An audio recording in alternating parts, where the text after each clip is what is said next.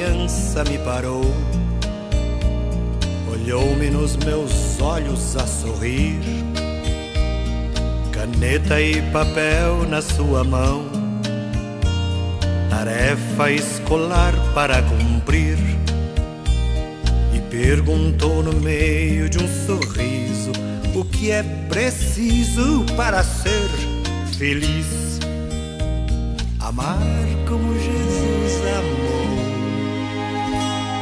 sonhar como Jesus sonhou, pensar como Jesus pensou,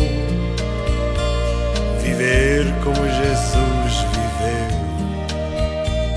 sentir o que Jesus sentia, sorrir como Jesus sorria.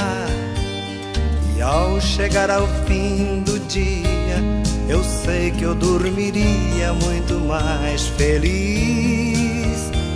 Sentir o que Jesus sentia, sorrir como Jesus sorria. E ao chegar ao fim do dia, eu sei que eu dormiria muito mais feliz.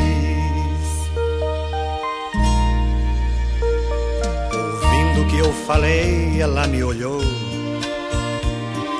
disse que era lindo o que eu falei. Pediu que eu repetisse, por favor, mas não dissesse tudo de uma vez.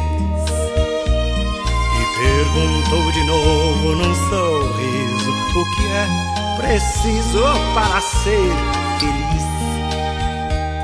Amar como Jesus amou, sonhar como Jesus sonhou, pensar como Jesus pensou, viver como Jesus viveu. Sentir o que Jesus sentia, sorrir como Jesus sorria. E ao chegar ao fim do dia, eu sei que eu dormiria muito mais feliz.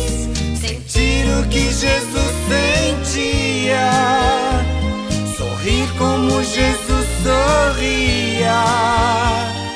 E ao chegar ao fim do dia, eu sei que eu dormiria muito mais feliz. Depois que eu terminei de repetir, seus olhos não saíam do papel.